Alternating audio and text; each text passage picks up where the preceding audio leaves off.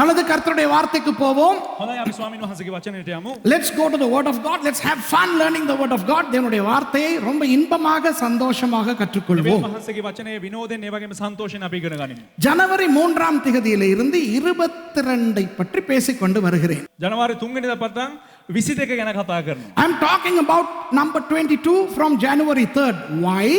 This year happens to be the 22nd year of our Mount Carmel Church. ஏனென்றால் இந்த வருஷம் நமது கர்மேல் பர்வத சபையின் 22வது ஆண்டு. ඒට හේතුව කුමක්ද?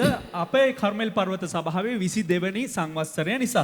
இன்றும் நான் ஒரு 22 பற்றி தான் பேசப் போகிறேன். ඉතින් අද දවසේදීත් මම කතා කරන්න යන්නේ 22 සම්බන්ධව තමයි. Today also I'm going to speak something about 22. So let us retrospect briefly that the Hebrew alphabet contains 22 letters, the 22nd of which happens to be the letter tau, meaning the cross. எபிரேய எழுத்துக்களில் 22 எழுத்துக்கள் இருக்கின்றன. එබ්‍රේව භාෂාවේ අක්ෂර 22ක් තිබෙනවා. அதிலே 22வது எழுத்து சிலுவையை குறிக்கும் tau. එහි 22 වෙනි අක්ෂරය කුරුසය නියෝජනය කරන්නා වූ ටව් අක්ෂරයයි. கடந்த ஞாயிற்றுக்கிழமை இயேசுவானவரின் உயிர்த்தெழுதலை பற்றி படித்தோம். ගිය ඉරුදින අපි ක්‍රිස්තුස් වහන්සේගේ උත්ථානය පිළිබඳව අපි ඇසුම් දුන්නා. Last Sunday we studied about the resurrection of Jesus. And on the day he resurrected, he showed himself up to the disciples. தான் உயிர்த்தெழுந்த அன்று இயேசுவானவர் தன்னை தனது சீஷர்களுக்கு காண்பித்தார். තමා උත්ථානය වුණා ඒ දවසේදී ක්‍රිස්තුස් වහන්සේ උන්වහන්සේව තමාගේ ගෝලයන්ට පෙන්눔 කරවුවා. மூடி இருந்த அந்த கதவுகள் திறக்காமலேயே அந்த அறைக்குள்ளே இயேசுவானவர் வந்து நின்றார். වසා තිබුණා වූ ඒ කාමරය තුලට, ඒ කියන්නේ දොරවල් විවෘත කරන්නේ නැතුවම ක්‍රිස්තුස් වහන්සේ ඒ තුලට ඇතුල් වුණා. The paranoid disciples had closeted themselves in a room. And Jesus just entered the room without entering through an open door, for everything was concealed. And Jesus said, Shalom Aleichem, peace be unto you. Sumna vandu nindukitte, Shalom Aleichem, hi, praise the Lord, அப்படின்ட்டார். ඒ කියන්නේ එකපාරටම උන්වහන්සේ ඇවිල්ලා ශාලෝම් අලෙයිකුම් සමාදානය වේවා කියලා උන්වහන්සේ ප්‍රකාශ කරා. அந்த நேரத்திலே தோமா இருக்கவில்லை. ඒ අවස්ථාවේදී තෝමස් හිටියේ නැහැ. Thomas was not there. When Thomas returned, the other 10 tried to convince him that Jesus showed up. தோமா வந்தபோது மற்ற 10 பேரும் முயற்சித்தார்கள் தோமாவை நம்ப வைக்க இயேசுவானவர் வந்தார் என்று. තෝමස් පැමිණියාට පසුව මේ ස්ථානෙට අනිත් 10 දෙනා උත්සුක වුණා. තෝමස්ට විශ්වාස කරන්න සලස්වන්න උත්සුක වුණා යේසුස් වහන්සේ පැමිණි බව. தோமா நம்பவே இல்லை. නමුත් තෝමස් විශ්වාස කරේම නැහැ. Thomas did not believe. Then the Bible says 8 days later Jesus showed up again. வேதம் சொல்லுகிறது 8 நாட்களுக்கு பின்பு இயேசுவானவர் மறுபடி வந்தார் என்று. ඊට පස්සේ බයිබලයේ ප්‍රකාශ කරනවා දවස් 8කට පසුව යේසුස් වහන්සේ නැවතත් පැමිණියා කියලා. யூதர்கள் கணக்கு வைக்கும் பொழுது எந்த நாளில் இருந்து பேசுகிறார்களோ அந்த நாளையும் சேர்த்து தான் சொல்லுவார்கள். යුදෙව්වන් ගණන් කරන විට ඒ කොයි දවසේද කතා කරන්නේ ඒ දවසත් එකතු කරමින් තමයි ඔවුන් කතා කරනු ලබන්නේ. When the Jews numbered the days, they commenced with the day that they are numbering. They are beginning the numbering. So they started numbering on last Sunday. கடந்த ஞாயிற்றுக்கிழமை அவர்கள் தொடங்கினார்கள் எண்ணுவதற்கு என்று வைத்துக் கொள்வோம். ගිය ඉරුදින ඔවුන් ආරම්භ කරා කියලා අපි උදාහරණයට ගනිමු. அப்போ ஞாயிறு, திங்கள், செவ்வாய், புதன், வியாழன், வெள்ளி, சனி, ஞாயிறு 8 நாள் என்பது இன்று. ඉතින් ඉරිදා, සඳුදා, අඟහරුවාදා, බදාදා, බ්‍රහස්පතින්දා, සිකුරාදා, සෙනසුරාදා, ඉරිදා එතකොට දවස් 8ක් ගත වෙනවා ඒ ඉරිදා ඉඳන් මේ ඉරිදා දක්වා. So when you start counting from Sunday, Monday, Tuesday, Wednesday, Thursday, Friday, Saturday, Sunday, the 8th day falls today. So 2000 years ago, after he rose again from the dead, Jesus appeared unto all 11 disciples today. இயேசுவானவர் அன்று 2000 வருடங்களுக்கு முன்பு உயிர்த்தெழுந்த பிறகு යේසුස් වහන්සේ අවුරුදු 2000කට පස්සේ උත්ථානය වුණ ඒ දවසේදී 8 நாட்களுக்கு பின்பு, அதாவது இன்று இரண்டாவது தடவையாக சீஷர்களுக்கு தன்னை காண்பிக்கிறார். දවස් 8කට පසුව, ඒ කියන්නේ අද වගේ දවසක උන්වහන්සේ තමන්ගේ ගෝලයන්ට උන්වහන්සේව පෙන්눔 කරනු ලැබුවා. அவர் வழக்கம் போல அந்த மூடி இருந்த அறைக்குள்ளே வந்தார். සුපුරුදු පරිදි උන්වහන්සේ අර වසා තිබුණා වූ රූම් ඒ කාමරයට පැමිණියා. ஒன்றுமே நடக்காதது போல ஷலோம் அலைஹிம் என்றார். කිසිම දෙයක් දන්නේ නැති එක්කෙනෙක් වගේ ශාලෝම් අලෙයිකුම් කියලා ප්‍රකාශ කරා. Jesus just entered the room that was closed And as if nothing happened, he just wished them, hey, how are you? Howdy. Good morning. Shalom Aleichem. அப்படியே தோமா பக்கம் திரும்புகிறார். එහෙමම තෝමස් පැත්තට හැරෙනවා. And he turned towards Thomas. No vituperation, no telling him off, no condemnation, just a friendly little monologue. இயேசுவானவர் தோமாவை ஏசவில்லை, திட்டவில்லை, ஒன்றும் சொல்லவில்லை, அழகாக தோமாவுக்கு பேசுகிறார். යේසුස් වහන්සේ තෝමස්ට බැන්නේ නැහැ, සරදම් කරේ නැහැ, ලස්සනට තෝමස්ට කතා කරනවා මෙන්න මෙහෙම. ஏ தோமா, சொன்னியாமே நீ கண்டா தான் நம்புவேன்ட்டு. hey තෝමස්, මේ කිව්වලුනේ මේ මාව දැක්කොත් තමයි විශ්වාස කරන්න කියලා. Hey Thomas, you told it seems that you will believe only if you see. And you said that you have to poke your finger in the wound of mine. அந்த என்னுடைய அந்த காயங்களில் விரலை போட்டால் தான் நம்புவேன் என்றாயாமே. ඉතින් මේ ඔයා කිව්වලුනේ මගේ මේ තුවාල වලට ඇඟිල්ල ගහලා බැලුවොත් තමයි විශ්වාස කරන්න පුළුවන් කියලා. இந்த காயம் இருக்கு, මෙන්න මේ තුවාල තියෙන්නේ. இந்த ஓட்டை இருக்கு, வா போடுமா. සිදුරක් තියෙන්නේ. இதுதான் இயேசு. මේ තමයි යේසුස් වහන්සේ. This is Jesus. Now today Jesus is here wanting me to deliver a message on his behalf. இன்று இயேசுவானவர் என்னை ஏன் அனுப்பி இருக்கிறார்? අද ඇයි යේසුස් වහන්සේ මාව මේ ස්ථානට ගෙනත් තිබෙන්නේ? அவர் சார்பாக உங்களுக்கு ஒரு செய்தியை கொடுப்பதற்கு. උන්වහන්සේ වෙනුවෙන් එක පණිවිඩයක් ඔබලාට ලබා දෙන්න. அந்த செய்தி மூலம் உங்களுக்கு என்ன சொல்ல வருகிறார்? ඒ පණිවිඩය කරනකොටගෙන ඔබලාට කුමක්ද ප්‍රකාශ කරන්න කිව්වොත්? உங்களுடைய வாழ்க்கையில் விசுவாச குறைச்சல் இருந்தாலும் பரவாயில்லை. ඔබේ ජීවිතය තුල ඇදහිල්ල අඩුව තිබුණත් කමක් නැහැ. நான் உங்களை திட்ட மாட்டேன், வைய மாட்டேன், ஏச மாட்டேன். මම ඔබලාට බනින්න යන්නේ නැහැ, සරදම් කරන්න යන්නේ නැහැ. ஆனால் உங்களுடைய விசுவாசத்தை வளர்க்க நான் உதவி செய்வேன். නමුත් මම ඔබලාගේ ඇදහිල්ල වර්ධනය වෙන්න මම ඔබලාට උපකාර කරන්න යනවා. And Jesus says, hey, it doesn't matter if you have lack of faith. I am here to increase your faith, even if it takes a visual aid. All I want to do is to improve you and to make you grow. இப்போ இயேசுவானவரிடத்திலே சீஷர்கள் ஒரு தடவை கேட்டார்கள், යේසුස් වහන්සේගෙන් මේ ගෝලෝ එක දවසක් ඇහුවා, எங்களுக்கு விசுவாசத்தை வர்த்திக்க பண்ணும் ஆண்டவரே என்று. අපිට ඇදහිල්ල අපි වර්ධනය කරගන්න අවශ්‍යයි ස්වාමිනී. One day the disciples came to Jesus and said, increase our faith. இயேசுவானவர் என்ன சொன்னார்? යේසුස් වහන්සේ මොකද්ද පිළිතුර හැටියට දුන්නේ? தேவையில்லையே, අවශ්‍ය නැහැනේ. கடுகளவு விசுவாசம் இருந்தா போதுமே, மலையையே பெயர்க்கலாமே. අබෑටයක් තුල භමනක විශ්වාසයක් ඇදහිල්ලක් තිබුණා නම් ඇතිනේ කන්දක්ම අයින් කරන්න පුළුවන්. Jesus said, why do I need to increase your faith when when you need a tiny bit of faith like the mustard seed to move the mountain? Do you have anything bigger to move? மலையை விட வேற ஏதாவது பெருசா இருக்கா? කන්දකට වැඩිය විශාල වෙන යමක් තිබෙනවද? அப்போ கடுகளவு விசுவாசத்தாலே மலையையே பெயர்த்து சமுத்திரத்திலே போடலாம். අබෑටයක විශ්වාසයෙන් කන්දක් පහ කරලා ඒක සමුද්‍රයකටම දාන්න පුළුවන්. நம்மால் நமக்கு சொல்லி கொடுக்கிறது என்னன்னா, අපේ අය අපිට කියලා දෙන්නේ කුමක්ද කියලා කිව්වොත් கடுகளவு விசுவாசம் போதாது. අබෑටයක තරම් ඇදහිල්ලක් මදි. Our Pentecostal preachers teach you, hey, it is not sufficient for you to have a faith to the level of a mustard seed. It has to grow. அது கடுகளவிலிருந்து மிளகளவுக்கு வளர வேண்டும். ඒ අබෑටයක ඉඳලා මේ கம்மிரிஸ் ගම්බිරි සැටයක් දක්වා වර්ධනය විය යුතුයි. அதிலே இருந்து அது ஒரு கொய்யாப்பழ அளவுக்கு வளர வேண்டும். ඒ ගම්බිරි සැටේ ඉඳලා පෙර ගෙඩියක් දක්වා වර්ධනය විය යුතුයි. And from a pepper it has to grow to a guava, from whence it has to grow to become like an apple. அதிலே இருந்து ஒரு ஆப்பிள் மாதிரி வரணும். පෙර ගෙඩියකට පසුව ඇපල් ගෙඩියක් වගේ විය යුතුයි. அப்புறம் அடுத்த லெவல், அந்த எத்தனை 100 ரூபாய்க்கு மாங்காய் விற்கிறான், என்ன மாங்காய்? தேங்காய் மாதிரி ஒன்று மாங்காய், அல்போன்சோ மாங்காய் மாதிரி வரணும். ඊට පස්සේ ඇපල් ගෙඩියක අල්ෆොන්සෝ ගෙඩියක් වගේ අඹ ගෙඩියක් වගේ ලොකු වෙන්න ඕනේ. Then your faith needs to grow to the size of an Alfonso mango, and then from that it has to become like an anoda. What do you call anoda? Soursep. anoda, அந்த சீதாப்பழம் மாதிரி வரணும். ඊට පස්සේ දැන් මේ අල්ෆොන්සෝ අඹ ගෙඩියක ඉඳලා කටු අනෝදා ගෙඩියක් දක්වා ඇදහිල්ල වර්ධනය විය යුතුයි. அப்படி வளர்கின்றனுடைய விசுவாசம் விசுவாசம் விசுவாசம் එහෙම වර්ධනය වෙන්න ඕන ඔබලාගේ ඇදහිල්ල. The faith that grows like that in your life, in your life, in your life. என்றைக்கு பெரிய பலாப்பழம் போல வருகிறதோ, කවද්ද ඒ ඇදහිල්ල වරක ගෙඩියක් තරම් වර්ධනය වෙන්නේ? அன்றைக்கு கர்த்தர் பெரிய காரியங்களை செய்வார். එදාට උන්වහන්සේ විශාල දේවල් කරන්න යනවා. The day your faith grows to become a jackfruit, then will you see the wonders of God. Bible அப்படி இல்ல தெய்வம். බයිබලේ එහෙම නෑ දෙයියනේ. இப்ப நான் விசுவாசத்தை கீழே போட்டு பேசல. දැන් මම ඇදහිල්ල පහත හෙලලා මං කතා කරන්නේ නෑ. I am not in any way demeaning or undermining faith. What I am saying is, what quantum of faith you have suffices for God.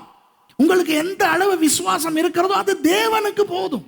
ඔබට කෙතරම් දුරට ඇදහිල්ලක් තිබෙනවද? එය දෙවියන් වහන්සේට ප්‍රමාණවත්. உங்க பொண்டாட்டிக்கு அது போதாம இருக்கலாம். ඔබගේ භාර්යාවට ඒ තුලින් සීමා සහිත වෙන්න නැතු වෙන්න உங்க புருஷனுக்கு பார்த்தாதான் இருக்கலாம். ඒක සමහරක් වෙලාවට ඔබේ පුරුෂයාට මදි වෙන්න පුළුවන්. என் பொண்டாட்டிக்கு இருக்கிற விசுவாசம் பத்தாது pastor.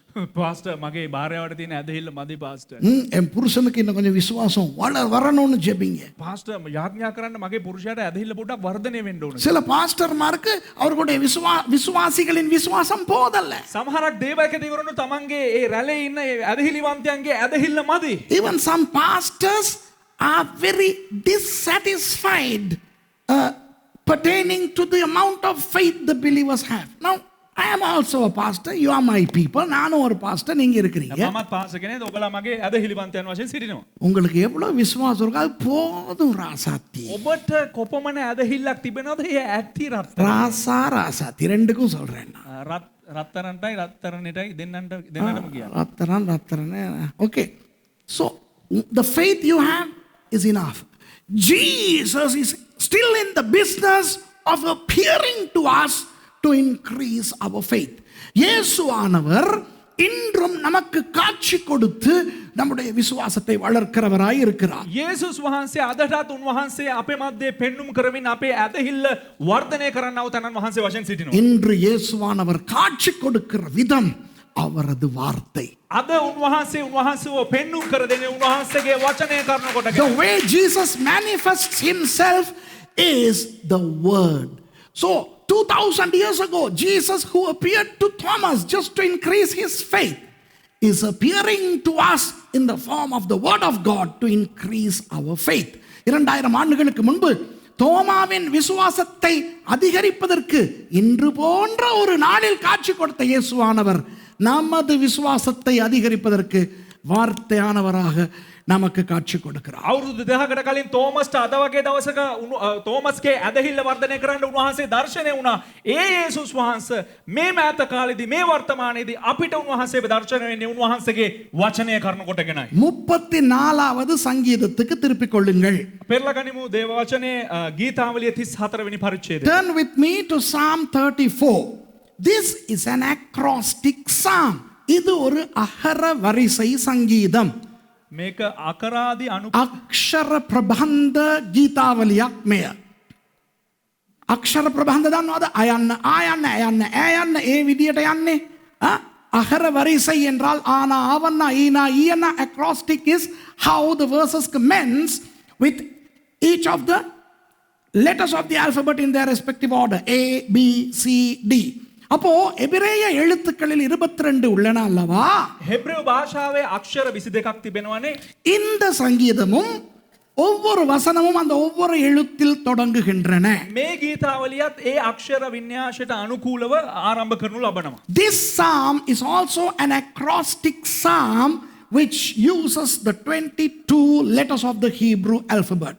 The author, of course, is the Holy Spirit, but he used David. பரிசுத்தாவியானவர் தான் இதை அருளி இருக்கிறார். சுத்தாத்மாவின் වහන්සේ තමයි මේ දේවානුභාවයෙන් එලිදරව් කොට තිබෙන්නේ. ஆனால் தாவீதை பயன்படுத்தினார். නමුත් ඒට භාවිතා කරන ලබන්නේ දාවීද් රජතුමා. இப்போ எத்தனை பேர் பாட்டு அல்லது கவிதை இயற்றி இருக்கிறீர்கள்? நல்லதோ சரியில்லையோ, ஏதாவது உலகத்திலேயோ கிறிஸ்தவத்துக்குள்ளேயோ கவிதையோ பாட்டோ எழுதின யாராவது கையை தூக்கி காட்டுங்க. දැන් කී දෙනෙක්ද ඔබ ඒ කවි හරි නැත්නම් ගීත හරි රචනා කරලා තියෙන එක හරි වෙන්න පුළුවන්, වැරදි වෙන්න පුළුවන්, ඒක ඉස්සරහම වෙන්න පුළුවන්, නැති වෙන්න පුළුවන්. කී දෙනෙක් මේ දේ ඔබ කරලා තියෙනවද ලෝකේ හරි ක්‍රිස්තියානි ලෝකේ තුල? How many of you all have written a poem or a song, whether within Christianity or without? Put your hand up. ඔබ යාත උස්සන්න බලන්න. இப்ப பொதுவா காதல் பண்ணும்போது காதலிக்கிறவங்க கவிதை மாதிரி தான் கடிதமே எழுதுவாங்க. දැන් ආදරය කරන කාලේ මේ ලිපි ලියනකොට හරියට ලිපි ලියන්නේ නිකන් කවි ලියනවා වගේ තමයි. People who are in a love relationship write to each other, even in short message system, SMS or WhatsApp. They try to become poetic and they want to become artists. அந்த கடிதங்கள் SMS අනුපනා கூட அதுல கூட ஒரு கவிதை தான் போட பார்ப்பாங்க. ඉතින් මේ ලියුම් ලියනකොටත් ඒ වගේම SMS යවවුවත් ඒකෙත් දාන්න බලන්න නිකන් මේ ආලේ පිරුණා වූ කවියක්. இப்போ இந்த பாட்டு அல்லது கவிதை எந்த மாதிரியான மனநிலையில் எழுத வரும்? ගීත සහ ඒ කියන්නේ ගීත සහ කවි මොන මානසික තත්වයකින් එය ලියවෙනවද නැත්නම් එය එලි දැක්වෙනවද? What sort of a circumstance the artist should be to pen a poem or to write a song? A good, tranquil, happy, peaceful mind, right? ஒரு கவிதையோ ஒரு பாடலோ எழுதும் போது அதற்குரிய ஒரு நல்ல இன்பமான ஒரு மனநிலை வர வேண்டும், அப்படிதானே? ගීතයක් හරි එහෙම නැත්නම් කවියක් හරි රචනා කරන විට ඒ රචනා කරන කලාකරුවා ඊටා මෘදු ලෙස ඊටා ප්‍රීතිමත් ලෙස ඊටා ලයාන්විතය මේ හැම දෙයක්ම මිශ්‍ර කරලා තමයි රචනා කරනු ලබන්නේ. நான் உலகத்தில் இருந்த பொழுது ஒரு கவிஞனாக பாடல் ஆசிரியராக இருந்திருக்கிறேன்.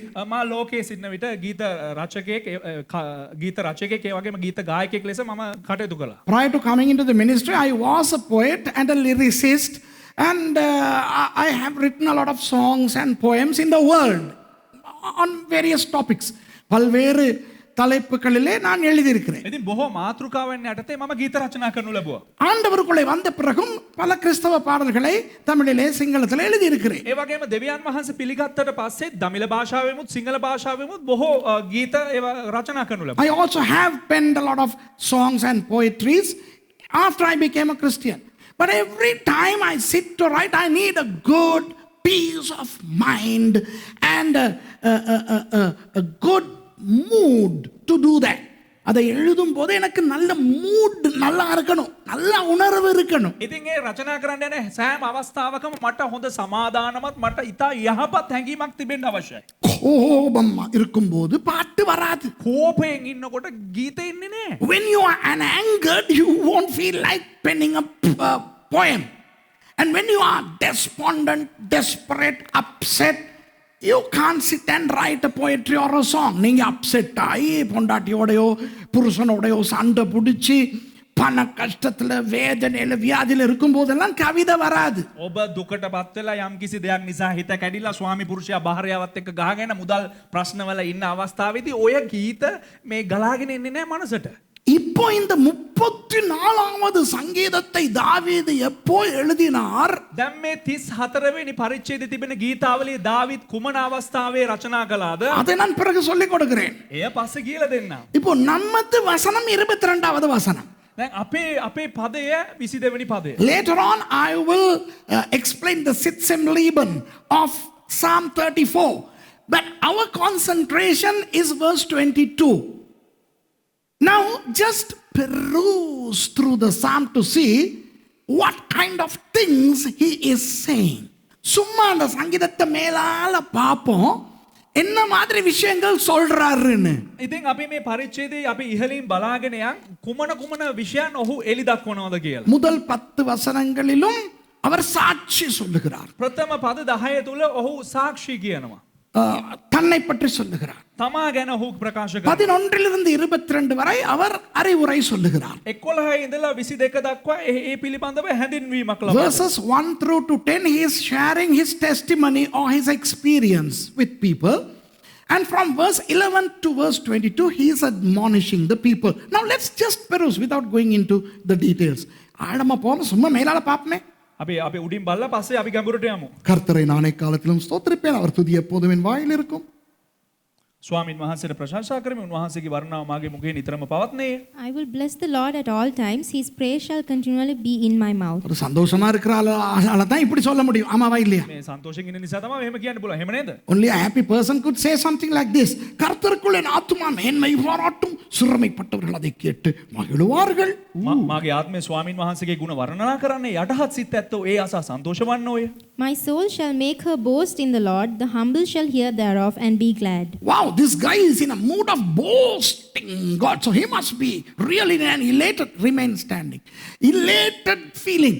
இவர் வந்து கர்த்தருக்குள்ள மேன்மை பாராட்டுற அளவுக்குனா இவர் நல்ல ஜுந்துவா ஜொல்லியா தான் இருந்திருப்பார். ඒ කියන්නේ මෙයා ස්වාමින් වහන්සේගේ ගුණ ගායන තරම් මෙතන ඉන්නවනම් ඒ කියන්නේ හොඳට ජුන්තුවෙන් තමයි ඔහු සිටින්නේ. மூணாவது வசனம், என்னோட கூட கர்த்தரை மகிமைப்படுத்துங்கள், நாம் ஒருமித்து அவர் நாமத்தை உயர்த்துவோம். තුන්වෙනි පදේ, මා සමග ස්වාමින් වහන්සේ වර්ණනා කරව, අපි එක්ක උන්වහන්සේගේ නාමය උසස් කරමු. Oh, magnify the Lord with me, and let us exalt his name together. He is saying with me. Why? Because I am magnifying the Lord. I am enjoying, join me.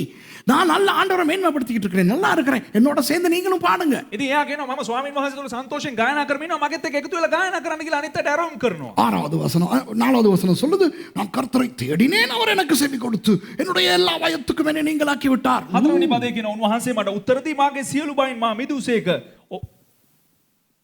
I sought the Lord, and he heard me and delivered me from all my fears. எனக்கு பயமே இல்ல, ஆண்டவர் கூப்பிட்டோன்னா அவர் எனக்கு பதில் கொடுக்கிறார். ඒ කියන්නේ මට කිසිම බයක් නැහැ. ඒ කියන්නේ මම මොනවා හරි දෙවියන් වහන්සේ කිව්වා නම් එකවරම උන්වහන්සේ මට පිළිතුරු දෙනවා. I have no phobia, paranoia, dahlia. Why? Because the moment I call upon God, he responds. அப்புறம் நீ ஆறாவது வசனத்தை பார்த்தா, හයවෙනි පදේ බැලුවා නම් இந்த ஏழை கூப்பிட்டான், கர்த்தர் கேட்டு அவனை அவன் இடுக்கண்களுக்கெல்லாம் நீங்களாக்கி ரட்சித்தார். දුප්පතා මොරගැසයේ ස්වාමින් වහන්සේ ඔහුගේ බස් අසා ඔහුගේ සියලු දුක් වලින් ඔහු ගැලවුසේක. This poor man cried, and the Lord heard him and saved him out of all his troubles. பத்தாவது வசனத்துல, 10වෙනි පදේ சிங்கக்குட்டிகள் பட்டினி கிடக்கும், அதாவது சிங்கக்குட்டிகள் தாழ்ச்சி அடைந்து பட்டினியா இருக்கும், கர்த்தரை தேடுகிறவர்களுக்கோ ஒரு நன்மையும் குறைவுபடாது. 10වෙනි පදේ තරුණ සිංහයෝ හිඟ ඇතිව සාගින විදිහට නමුත් ස්වාමින් වහන්සේ සොයන්න කිසි යහපතක් දෙයකින් හිඟයක් නොවන්නේ. අයර සිංහ පැටව් කුසගින්නේ ඒ වගේ. The young lions do lack and suffer hunger, but they that seek the Lord shall not want any good thing. இப்போ 11வது வசனத்துல இருந்து மத்தவங்களையும் சேர்த்துக்கிறார். வாங்க வாங்க வாங்க வாங்க. දැන් 11වෙනි පදේ ඉඳලා අනිත් ඔක්කොමලාම එක්කාසු කරගෙන එන්න කියලා. From verse 11 he is admonishing the others, inviting them to join him. Look, பிள்ளைகளே வந்து எனக்கு செவி கொடுங்கள், கர்த்தருக்கு பயப்படுதலை உங்களுக்கு போதிப்பேன். ඔහු කියනවා දරුවනේ එව් මට කන් දෙව් ස්වාමින් වහන්සේ කෙරෙහි බය වීම තොපට උගන්වන්නෙමි. Come ye children, hearken unto me, I will teach you the fear of the Lord. So this is the synopsis. Look at me. This is the synopsis. இதுதான் அந்த சங்கீதம். මේ තමයි ගීතාවලිය. அந்த சங்கீதத்துல ඒ ගීතාවලියේ ஐயா நீ எங்கே, අනේ ස්වාමිනේ වහන්සේ කොහෙද? அது இல்ல. ඒක නෑ. In that psalm you will not find, oh Lord, I'm crying unto you, where art thou? No, that's not there. Despondency is absent in that psalm. அந்த சங்கீதத்திலே ඒ ගීතාවලියේ இந்த வேதனையின் கூக்குரல் இல்லை, මේ වේදනාවෙන් කෙදිරි ගාන දෙ නැහැ. புலம்பல் இல்லை, විලාප නැහැ. no lamentation, no complaint, இந்த முறையிடுதல் இல்லை, කිසිම මේ how do you say පැමිණිලි කිරීමක් නැහැ. இப்போ அவர் சொல்லல, ஆண்டவரே அவன் ஏன் எனக்கு இப்படி செய்கிறான், එයා එතන කියන්නේ ඇවිල්ලා ස්වාමිනේ මට අර මෙහෙම කරනවා.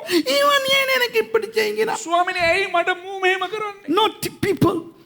Why are they doing this? Why is he is not complaining? Look, this is amazing. இது ஒரு பயங்கர ஆச்சரியமான ஒன்று. මේක භයානක ආශ්චර්යමත් දෙයක්. இப்ப சங்கீதத்தை தானே பார்க்கிறோம். දැන් අපි ගීතාවලිනේ බලන්නේ. அந்த சங்கீதம் தொடங்குறதுக்கு முதல்ல இருக்கிற அந்த விஷயத்தை பாருங்களேன், மேல பிராக்கெட்டுக்குள்ள என்ன இருக்குன்னு මේ பாருங்க. ගීතාවලිය පටන් ගන්න කලින් වරහන් තුල කුමක්ද තියෙන්නේ කියලා ඉස්සෙල්ලාම බලන්න. Now read the prefix, the statement of this psalm before the psalm begins. தாவீது அபிமெலேக்குக்கு முன்பாக வேஷம் மாறின போது அவனால் துரத்தி விடப்படுகையில் பாடின சங்கீதம். අබිමලෙක් ඉදිරියේදී දාවිත් තමාගේ ගතිය වෙනස් කර දැක්වීම නිසා පන්නනු ලැබූ පසු සෑදූ දාවිත්ගේ ගීතයකි. A psalm of David when he changed his behavior before Abimelech, who drove him away and he departed. Hey, have you ever been driven away by anybody? உங்களுடைய வாழ்க்கையில எத்தனை பேருடைய வாழ்க்கையில யாராவது எப்போதாவது உங்களை துரத்தி விட்டிருக்கிறார்கள்? கையை தூக்கி காட்டு. சிரிக்காம சொல்லு, அப்புறம் நம்ம விஷயம் வெளியே வரும். ඔබේ ජීවිතේ කවුරු හරි ඔබව කොහෙට හරි ඔබව පන්නලා තිබෙනවද? எத்தனை பேருக்கு அந்த அனுபவம் இருக்கு? கையை தூக்கி. කාටද අත්දැකීම තියෙන්නේ? ஏன் துஷார சிரிக்கிறீங்க? நீங்களே சொல்லுங்க. பாச துஷார சிரிக்கிறாரு, சிரிச்சு தான் காட்டி கொடுத்தாரு. சொல்லுங்க சொல்லுங்க லைட்டா සිංහලෙන් මම මාව ட்ரான்ஸ்லேட் කරනවා. දවසක් මේ දේවක ඇතුතුම මෙම් ඵලයන් ගන්න කියලා පන්නලා දැම්මා. ஒரு நாள் பாஸ்டர் துஷாரவை அவருடைய பாஸ்டர் இங்கிருந்து துரத்தினாராம். One day Pastor Tushara says that his pastor chased him away. ඉතින් මට යන්න තැනක් නැතුව මේ වත්තේම ගස් උඩ දවස් 3ක් විතර කාලේ ගෙවුවා. 3 நாட்கள் போக இடமில்லாமல் இவர் இந்த தோட்டத்துக்குள்ளே ஒளிந்து திரிந்து மறைந்து மரங்களுக்கு மேலே எல்லாம் ஒளிந்திருந்தார். For 3 days he was hiding in the land on tree tops. அதுல நான் ஒரு விஷயம் சொல்லவா? Let me tell you something. සිංහලෙන් කියන්න. මම දැන් කියනවා. මම කියනවා එක. මම එක දෙයක් කියන්නද? இவரோட பாஸ்டர் தானே துரத்துனது. මෙයාගේ පාස්ටර්නේ එලවුවේ. His pastor chased him away. No. Do you know why? ஏன் தெரியுமா? ඇයි දන්නවද? அந்த பாஸ்டருக்கு தெரியாம இவர் கள்ளத்தனமா போய் ரெபேக்காவை ரெஜிஸ்டர் பண்ணிக்கிட்டு வந்துட்டார். ඒ කියන්නේ ඒ පාස්ටර්ට දන්නේ නැතුව මෙයා හොරෙන් ගිහිල්ලා රෙබේකාව හොරෙන් රෙජිස්ටර් කරගෙන ආවා. This guy went and secretly registered married Rebecca and came. So if I was the pastor I would have killed him. But his pastor chased him away. நான் தான் இவரோட பாஸ்டர்னா நான் கொன்னே இருப்பேன். මම එයාගේ පාස්ටර් මම මරලම දානවා. விரட்டிட்டாரு அவரோட பாஸ்டர். ඉතින් එයාගේ පාස්ටර් මොනවද කරේ? මගේ පාස්ටර් මොනවද කරේ? මාව පන්නලම දැම්මා. அப்ப இவர் இப்படி ஒளிஞ்சு திரிறாருன்னு எனக்கு தெரியாது. දැන් මම මෙහෙම හැංගිලා හැමතැනම ඇවිදිනවා කියලා පාස්ටර්ට දන්නේ නැහැ. I don't know that this guy is hiding. You know how I chased him? I told him, never let me see you. Because if I see you, I'll kill you. So you better see me before I see you and hide. Even on the street or anywhere. நான் என்ன சொன்னேன் அவனே இனி வாழ்க்கையில என்னைக்குமே நான் உன்னைய காணக்கூடாது கண்டா கொல்லுவேன். ඉතින් පාස්ටර් මොනවද කිව්වේ? උඹ ආයේ එක දවසක්වත් මාගේ දිහා බලන්න එපා. මට පේන්න හිටියොත් තෝව මම මරලා දානවා කියලා කිව්වා. ஃபீலிங் பாத்தீங்களா? அப்ப நான் சொன்னேன் நான் உன்னைய காணும் போது நீ என்னைய கண்டு ஒளிஞ்சிரணும். ඉතින් දේවකතුමා කිව්වා හදිසියෙ හරි දේවකතුමාට මාව පෙනුණා නම් මම කොහෙද දුවලා ගිහලා හැංගෙන්න ඕන කියලා. இப்ப இவருக்கு இந்த காதுலுக்கு ஒரு பிரச்சனை இருக்கு. ஏதாவது ஒன்று அடைக்கணும் என்னமோ நடக்கும் தானே காதுலுக்கு. சொல்லுங்க. ඒ කියන්නේ මට මේ කනේ පොඩි ප්‍රශ්නයක් තියෙනවා. He has a problem somewhere in his deeper ear. So the way Pastor Danny and them find him to secretly feed him or something, they have to go to the land and wait for that noise. இப்போ pastor Danny எல்லாம் கள்ளத்தனமாக போயிட்டு இவருக்கு சாப்பாடு கொடுக்க போனால் எந்த மரத்தில் இப்போ மாதிரி இல்லை ஃபுல் காடு எந்த மரத்து மேலே ஒளிஞ்சிருக்காருன்னு தெரியாது தானே. ඉතින් මේ පාස්ටර් ඩැනීලා තමයි කෑම දෙන්න එන්නේ හොයාගෙන එන්නේ. මොකද ඒ දවස්වල මේ වගේ නෙවෙයි. දැන් වත්තේ හැමතැනම ගස් ගොඩක් තියෙනවා. ඉතින් හොයාගෙන එන්න ඒ කට්ටියට කිසිම සලකුණක් නැහැ. එකම දෙයයි තියෙන්නේ. இவர் அந்த விரல காதலுக்கு போட்டோம் கோபம் இருக்கிறான் செஞ்சு காட்டு எனக்கு தெரியாது. நீ தானே செய்யற. අර මගේ මේ ජෝයගේ තියෙන ප්‍රශ්නයකට හිටපු ගමන් කන කහන්න පටන් ගන්නකොට මම කොහේ හිටියා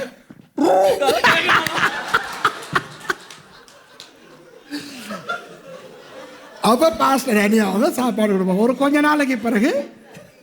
நாளைக்கு பிறகு மேர்சி வந்து என்னை பீடிகை போட்டு சமாதானப்படுத்தி தான் இவரை திருப்பி எடுத்துக்கிட்டேன். ඉතින් මේ ඒකෙන් තමයි පාස්ටර් ඩැනිලා අපි මම කොහෙද ඉන්නේ කියලා හොයාගන්නේ. ඊට පස්සේ සහෝදරි මර්සි දවස් කිහිපයක් යනකොට පාස්ටර්ව සමාදානය කරලා මේ මෙතන දෙවියන් වහන්සේගේ වර්ෂිප් කරගෙන ඉන්නකොට ඇවිල්ලා වැටුණා. நான் சொல்லாததெல்லாம் நடந்ததெல்லாம் சொல்றாரு அவர், நான் சொல்லலை. So then Mercy spoke to me and somehow things turned to the better and now he's still here. Praise God. இப்போ இன்னும் அவர் என்னோட இருக்கிறார். ඉතින් තාමත් මට ඉන්න අවස්ථාව හම්බෙලා තියෙනවා දේවගැත්තුමත් එක්ක. என்னைய எப்போ பார்த்தாலும் எல்லாருமே வாழ்க்கையில விரட்டி இருக்காங்க என்னைய. ඉතින් මාව බැලුවොත් එහෙම බොහෝ දෙනෙක් මගේ ජීවිතේ ගොඩාක් අවස්ථාවන්වලදී එළවලා තියෙනවා. எனக்கு விரட்டப்பட்டு ஓடுறதுங்கிறது அது புது விஷயமே இல்லை. ඒ කියන්නේ මාව එළවලා දුවනවා කියලා කියන්නේ මට ඒක අලුත් දෙයක් නෙවෙයි. People have chased me away from my home, from my work, from the Bible college. I mean that's not anything new. Bible collegeல 3 வருஷம் படிச்சேன். ඒ කියන්නේ බයිබල් විද්‍යාලේ මම තුනක් ඉගෙන ගත්තා ලංකාවේ. 3 years I studied at the Assemblies of God Bible College. Pastor golden ஊழியத்தில் அவர் அதிகமாக செஞ்சது என்னைய வெளியே விரட்டினது தான். පාස්ට කෝල්ටන්ගේ ජීවිතය ඔහුගේ සේවේ වැඩි වශයෙන්ම කරපු ලොකුම සේවය තමා බයිබල් ස්කූලේ මාව එලවන එක. Pastor Colton used to chase me out of the Bible college, I mean, 3 times a day after meals. You know, that was how nice and an obedient student I was. அவ்வளவு நல்ல student நான். ඉච්චර හොඳ ශිෂ්‍යයෙක් මම. இப்போ இந்த துரத்தப்பட்டவர்கள் அப்படி துரத்தப்பட்டு போகும்போது get அவுட்னு சொல்லி போகும்போது එලවල දාපු අය පන්නපු අය ඔවුන් එම ස්ථානයෙන් එහෙම චුත වෙලා යනකොට ඔවුන් යනකොට எந்த மனநிலையில போவார்கள்? මොන වගේ මේ මානසිකත්වෙන්ද ඔවුන් එළියට යන්නේ? When somebody chase you away, what sort of a feeling would you go? I mean, would you be able to sit and write an acrostic poem? அப்படி ஒரு கவிதை ஒன்று எழுதுற மரபு கவிதை எழுதுற மூடு வருமா? ඒ කියන්නේ එහෙම යනකොට මේ අක්ෂර ප්‍රබන්ධයෙන් යුක්ත මේ සාහිත්‍යමය කවියක් රචනා කරන මානසිකත්වයෙන් එළියට යනවද? இல்ல, துரத்துனவங்களை திட்டிக்கிட்டு නෑ එලවපු එවුන්ට බැනගෙන நான் செஞ்சது சரின்னு நினைச்சுக்கிட்டு මම කරපු දේ හරි කියලා හිතාගෙන ஆண்டவரையும் திட்டிக்கிட்டு දෙවියන් වහන්සේටත් බැනගෙන நான் போயிட்டு நான் காட்டுறேன், என்னை துரத்துனவனுக்கு நான் காட்டுறேன், அப்படித்தானே போவாங்க. ඉතින් යන්නේ කොහමද වෙලා මම යනවා මම ගිහිල්ලා ආවිලා මාව එලවපු එවුන්ට මම පෙන්නන්නම් කියලා තමයි යන්නේ. When we chase somebody, you know, when you are chased, you go scolding the chaser and substantiating your deeds, and then you would say, okay, you chased me, you cast me out, I'll go and live and show you how I am better than when I was there. அப்படித்தானே போவாங்க. ඉතින් එහෙමනේ යන්නේ. தாவீது எப்போ இந்த பாட்டை எழுதுறாரு? දාවිද් කොයි අවස්ථාවේද මේ ගීතිකාව ලියන්නේ? அபிமெலேக்கு என்பவன் தாவீதை துரத்தி விட்ட போது. අබිමලෙක් කියන පුද්ගලයා දාවිත්ව පන්නවට පස්සේ. When did David write this psalm? When Abimelech chased him away. So whoever chased him, this fellow was on the run. யாரு துரத்தினாலும் பரவாயில்ல, இவர் ஓடிக்கிட்டு இருக்காரு, துரத்தப்பட்டு ஓடிக்கிட்டு இருக்காரு. ඒ කියන්නේ මේ කවුරු පන්නවත් කමන්නේ කියන්නේ පන්නපු පුද්ගලයා මොනවද කරන්නේ? දුවගෙන ඉන්න ඕන. After all, ஒரு நாய் துரத்தினாலே நமக்கு கவிதை வராது. ඒ කියන්නේ බල්ලෙක් අපේ පස්සේ පන්නවුවොත් අපිට නිකන් කවියෙන් එයිද? Even if a dog chases us, we will not have a poem. நாய் துரத்தும் போது நாயே நாயே ஏன் என்னை துரத்துகிறாய், நான் என்ன இறைச்சியா, என்னை பார்க்க உனக்கு முல்லை போல தெரிகிறதான்னு கவிதை பாடிக்கிட்டா ஓடுவான். දැන් බල්ලෙක් අපේ පස්සේ එනකොට ඇයි බල්ලා මම පස්සේ පන්නන්නේ මාව මස් කෑල්ලක් වගේ පේන්නේ කියලා මේ කවි එනවද අපිට?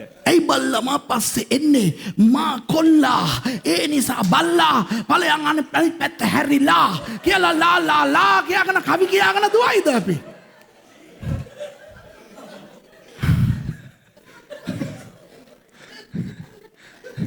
தாவீது பாவம் துரத்தப்பட்டு ஓடிக்கிட்டு இருக்கும்போது දාවිත් පන්නලා ඒ කියන්නේ දාවිත් දුවගෙන ඉන්නකොට 22 எழுத்துக்கள்ல ஒரு அகர வரிசை கவிதை எழுதுறாருடாப்பா. අක්ෂර 22කින් යුක්ත වූ අක්ෂර ප්‍රබන්ධ කවියක් ලියනවා. When David was chased by Abimelech, while on the run, he was penning an acrostic poem, and in that poem he is glorifying God. No complaints, no despondency, no lamentation. அந்த கவிதையில யாரை அவர் திட்டல.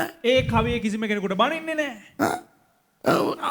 ஏன்டா இப்படி நடந்துச்சுன்னு புலம்பல. ඇයි මෙහෙම වුණේ කියලා විලාප දෙන්නේ නැහැ. என்ன மனுஷன்ப்பா இந்த தாவீது. මොන වගේ මිනිස්සෙක්ද මේ දාවිත්? இப்போ දැන් யார் இந்த அபிமெலேக்கு? කවුද මේ අබිමලෙක්? நீங்கள் பழைய ஏற்பாட்டை பார்த்தால் பல அபிமெலேக்குகளை காணுவீர்கள். ඔබ පරණ කිවිසුම බැලුවා නම් අබිමලෙක් යන නමෙන් බොහෝ දෙනෙක් බලන්න පුළුවන්. Now, who was Abimelech? Well, when you read the Old Testament, you will come across several Abimelechs. Abraham met a certain Abimelech who was after Abraham's wife.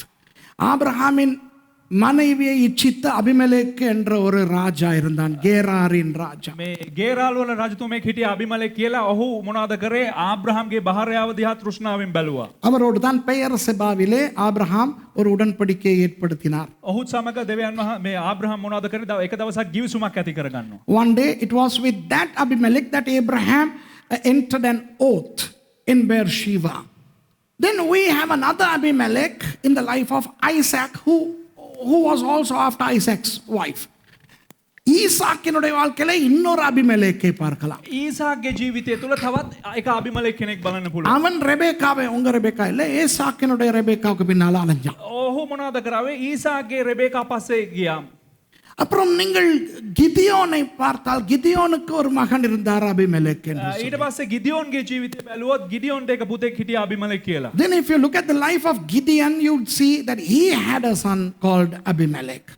So, and here David is talking about another Abimelech. இந்த இடத்துல தாவீது இன்னொரு அபிமெலேக்கை பற்றி பேசுகிறார். මෙම ස්ථානයේ දාවිත් තවත් එක අබිමලෙක් කෙනෙක් ගැන කතා කරනවා. இந்த அபிமெலேக் என்பது ஒரு பெயரே அல்ல. මේ අබිමලෙක් කියලා කියන්නේ එක නමක් නොවේ. Let me explain.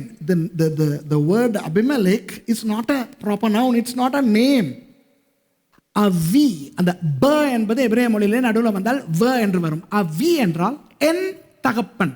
ඒ කියන්නේ මේ අපේ භාෂාවෙන් කතා කරන බ කියන ශබ්දය හෙබ්‍රේය භාෂාවෙන් බ කියලා කියනවා. ඒ කියන්නේ අවි කියලා උච්චාරණය කරනු ලබන්නේ මගේ පියා කියන එක.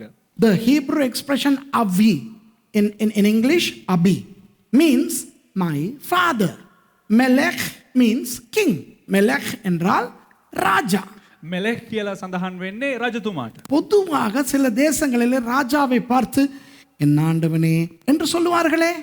පොදුවෙන් සමහරක් දේශයන් වල රජවරුන් බලලා මාගේ ස්වාමිනී මාගේ රජතුමනි කියලා ආමන්ත්‍රණය කරනවානේ. அதுபோல ඒ ආකාරයෙන් சில கானான் தேசங்களின் ராஜாக்களை அந்த மக்கள் பார்க்கும் பொழுது සමහරක් ඒ කානාන් දේශයේ හිටපු රජවරුව ජනතාව දකින විට என் தகப்பனாகிய ராஜாவே என்று அழைப்பது வழக்கம். මගේ පියාණන් වූ රජතුමනි කියන ආමන්ත්‍රණය කරන එක සිරිතක්. In some of the Canaanite cultures like the Gadites and the Hittites and the Gerarites, it was customary for the populace to approach the king and greet him saying, "O king, my father." அதை எபிரேய மொழியிலே அபிமெலேக்கு என்பார்கள். புரியுதா? එය හෙබ්‍රේව භාෂාවෙන් අබිමලෙක් කියලා කියනවා. So that is showed in Hebrew as Abimelech. So don't be confused that the names of those kings were Abimelech. No, okay? அந்த ராஜாக்களினுடைய பெயர்கள் தான் அபிமெலேக் என்று குழம்ப வேண்டாம். ඒ රජවරුන්ගේ නම් තමා අබිමලෙක් කියලා කොලපම් කරගන්න එපා. இப்போ தாவீதை துரத்தின அந்த ராஜாவின் பெயர் அபிமெலேக் அல்ல. දැන් දාවිද්ව පන්නපු ඒ රජතුමාගේ නම අවිමලෙක් නෙවෙයි.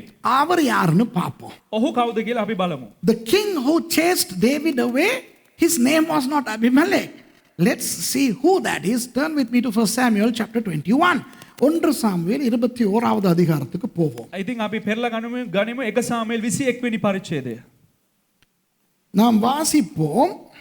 අපි කියවමු. 10வது வசனத்திலிருந்து வாசிக்க போகிறோம். அதற்கு முன்னே ஒரு விஷயம். අපි 10 වෙනි පදේ ඉඳලා කියවමු. ඊට පස්සේ එක විෂයක්. Now before reading from verse 10, let me furnish the background. இங்க பாருங்க, எல்லாம் கவனிங்க. හොඳට අවධානය යොමු කරන්න. தாவீது பாட்டுக்கு தண்ட வீட்டில் இருந்தார். දාවිත් පාඩුවේ තමාගේ ගෙදරට වෙලා හිටියා. David was minding his own business in Bethlehem in his house when he had to take food to his 3 brothers who were in the army which was in a war with Philistines.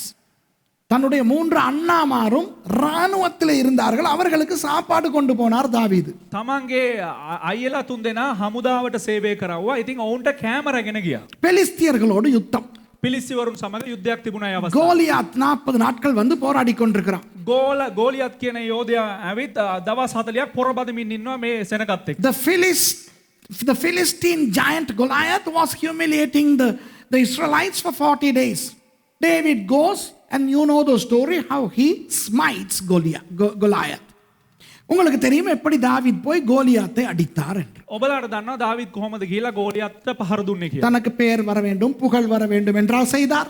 තමන්ට නමක් එන්න ඕන, තමන්ට ගෞරවය ලැබෙන්න ඕන කියන දේ කරන කොටගෙනද කරේ? Did he smite Goliath in order to attract attention or popularity unto himself? No. He did what he had to do. தான் செய்ய வேண்டியதை செய்தார். ඔහු කරේ තමන් කරන්න අවශ්‍ය දේ කළා. அதற்கு பிறகு சவுல் தாவீதை பயன்படுத்துகிறார் பெலிஸ்தியர்களை முறியடிக்க. ඊට පස්සේ සාවුල් රජතුමා මොනවද කරේ? දාවිත්ව භාවිතා කරනු ලැබුවා පිලිස්තිවරුන්ට විරුද්ධව. Then Saul the king used David to chase away the Philistines. Once the war was over, they were all coming back into Israel. யுத்தம் முடிந்து எல்லாரும் இஸ்ரவேலுக்கு வருகிறார்கள். දැන් යුද්ධය ඉවර වෙලා හැමදෙනාම දැන් ඊශ්‍රායලයට ආපහු එනවා. பொம்பளைகள் வாயை மூடிக்கிட்டு இருக்க மாட்டாளுங்க. ගෑනු කට වහගෙන ඉන්නේ නැහැ. Women don't know how to shut up. Sometimes women should not even say good things. சில நேரம் பொம்பளைகள் நல்லது கூட சொல்லக்கூடாது. සමහර කාන්තාවන් හොඳ පවා සමහරක් අවස්ථාවලදී කියන්න හොඳ නැහැ. ஏன்னா பொம்பளைகள் சொல்லும் போது சொல்ல தெரியாம சொல்லி நல்லதுனாலையும் சில பேரை ඒ நாசமாக்கிடுவாங்க. කියන්නේ කාන්තාවන් කියන්න ගෑනු සමහර වෙලාවට හොඳ දේ කියන්න ගිහින් කියන්න ඕන විදිය දන්නේ නැති නිසා අර හොඳ දේ කියලා ඌට හෙන ගස්සනවා. Sometimes women don't know how to say the good things, so by saying the good things they invite trouble onto the people. ඒ වගේ පිරිමිත් ඉන්නවා. அந்த மாதிரி ආමුලෙකල් උண்டு. ඒ උන්ට අපි වෙන නමක් දාලා තියෙනවා. அவர்களுக்கு வேற பெயர்கள் உண்டு. ඒක අපි මෙතන කියන්න හොඳ නැහැ. இந்த இடத்துல அது நாங்க உச்சரிக்க கூடாது. මොකද මෙතන ඉඳන් ඒ වගේ මිනිසුන්ට පොන්නයා කියලා කියන්න හොඳ නැහැ. இந்த இடத்திலிருந்து அந்த மாதிரி ஆட்களுக்கு பொன்னேன்னு சொல்லக்கூடாது. சொல்லக்கூடாது. So, there are some guys who behave like women also.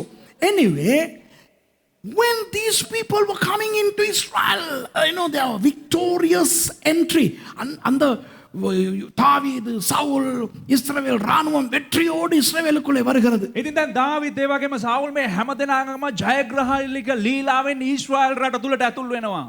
பொம்பளைக்கு பேசாம வீட்டில் இருக்கலாம் தானே. මේ කාන්තාව කට වහගෙන ගෙදරට වෙලා ඉඳ තිබ්බ නේද? ஆடிக்கிட்டு வராளுங்க. නටාගෙන එනවා ඉස්සරහට. சவுல் கொன்றது 1000, தாவீது கொன்றது 10000. සවුල් මැරුවේ 1000යි, David මැරුවේ 10000යි. These women were welcoming the army, saying Saul killed 1000, David killed 1000. Now you see, David killed 10,000. Okay, why Saul killed 1000? இப்போ தாவீது கொன்றது 10000. அது දාවිත් මාරපු එක 10000ක්. ඒක කමක් නැහැ. ஏன் சவுல் கொன்றது 1000, தாவீது கொன்றது 10000ன்னு பாடுற? ඇයි මේ සාවුල් මැරුවේ 1000යි, මේ දාවිත් මැරුවේ 10000යි කියලා මේ ගායනා කරන්නේ? சவுலுக்கு எப்படி இருந்துக்கும் யோசிச்சு பாருங்க. සවුල්ට කොහොමද යන්නේ නැද්ද? சும்மா சவுலை திட்டாதீங்க, அவனும் பாவம். නිකන් සවුල්ට පයින්න එපා. පව් සවුල්. Don't just tell Saul off. But poor fellow, he got so upset that all the women were praising David over and above him. தன்னை விட அதிகமாக தாவீதை புகழுவதை பார்த்தோன்னு சவுலுக்கு සාවුල් රජතුමාට කෝපය ආවා. ඒ කියන්නේ තමාට වැඩිය මේ කොහෙද ඉන්න දාවිත්ව උඩ තියලා ගෑනු කට්ටිය ඔක්කොම උස්සලා කතා කරනකොට යාට නිකම්ම තරහ ආවා. சவுல் ராஜா கெட்டவன் இல்லை. සාවුල් රජතුමා නරක කෙනෙක් නෙවෙයි. இன்னைக்கு இருக்கிற சில பாஸ்டர்ஸ் மாதிரி நல்ல ஒருத்தர். අද ඉන්න සමහරක් පාස්ටර්ලා වගේ ඉතා යහපත් පුද්ගලයෙක්. King Saul is not all that bad like some of our pastors today. He's like some of our pastors today. இன்றைக்கு இருக்கிற சில பாஸ்டர்மார் අද ඉන්නව සමහරක් පාස්ටර්ස්ලා தங்களுக்கு கீழே இருக்கிற விசுவாசிகளையோ உதவி ஊழியக்காரர்களையோ கர்த்தர் பயன்படுத்தினா இவங்களால தாங்க முடியறது இல்ல. ඒ කියන්නේ තමා යටතේ ඉන්නා වූ සේවකයන් හරි උදව්වට ඉන්න සේවකයන් හරි සහායක සේවකයන් හරි ඔවුන් දෙවියන් වහන්සේ පාවිච්චි කරන විට දරා ගන්නම බෑ. Some pastors today, they can't take the idea that their assistant pastors or their believers are being used by God.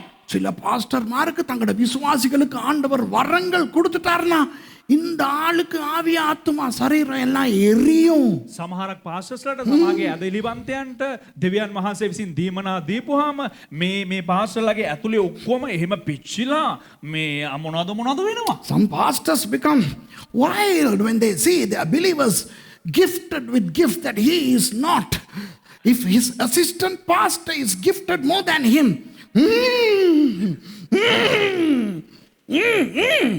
தன்னை விட தன்னுடைய அசிஸ்டன்ட் பாஸ்டருக்கு வரம் கொடுத்துட்டார், ஆண்டவர் எப்படி அப்படி செய்ய முடியும்? තමන්ට වැඩිය තමාගේ ඇසිස්ටන්ට් පාස්ටර් දෙවියන් වහන්සේ වරම් දුන්න. දෙවියන් වහන්සේ එහෙම මොකද කරන්න පුළුවන්? சவுல் அந்த மாதிரி ஒரு ஆள். සවුල් ඒ වගේ එක්කෙනෙක්. ஆகவே சவுல் என்ன செய்தார்? ඒ නිසා මේ සවුල් මොනවද කරේ? இன்றைய சில பாஸ்டர்மார் செய்கிறதை செய்தார். ஹல்லேலூயா. අද සමහරක් පාස්ටර්ස්ලා කරන ඒ දේ කරා. හලෙලූයා. என்ன செய்தார்? මොකද්ද කරේ? வெட்டினார்.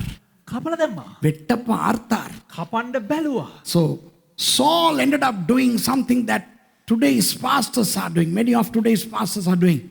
Chopping off, cutting off. இன்னைக்கு நடக்குது தானே? අද එහෙම සිද්ධ වෙනව නේද? எந்த அசிஸ்டன்ட் என்னை விட கொஞ்சம் நல்லா ஆண்டவர் பயன்படுத்துறாருன்னா ඒ කියන්නේ මගේ සහායකයා මට වැඩි දෙවියන් වහන්සේ පොඩ්ඩක් පාවිච්චි කරනවා එකපාරට පිෂ් ගාලා කපලා දානවා. if God is using my assistant more than I, then I cut him. But God protected David. David fled. He was running for his life. ஆண்டவர் தாவீதை காப்பாற்றுகிறார். தாவீது உயிரை கையில பிடிச்சிட்டு ஓடுறார். දෙවියන් වහන්සේ දාවිදව ආරක්ෂා කරනවා. පනාතේ තියාගෙන දාවිද දුවනවා. நான் தாவீதா இருந்தால் எப்படி சொல்லி ஓடி இருப்பேன் தெரியுமா? දැන් මම දාවිද වෙලා හිටියනම් මම කොහොම කියලා දන්නවද දුවන්නේ? If I were David, you know what I would have told God when I am on the run? ஆண்டவர் சொல்லிப்பேன், நாதா ස්වාමිනී நானா கேட்டேன். මමද ඉල්ලුවේ? Lord, did I want to become what I am now? All I did was taking food to my brothers. அண்ணன்மாருக்கு சாப்பாடு கொண்டு போனா මොනවද කරේ මගේ අයිලට මං කෑම අරන් ගියක විතරයි කරේ. சவுல் துரத்துறார். நான் ஓடி அண்ணன்மாருக்கு சாப்பாடு கொடுக்க போனேனாதா. ස්වාමිනී මේ දුවන ගම ස්වාමිනී මම අයිලට කෑම අරගෙන ගියේ.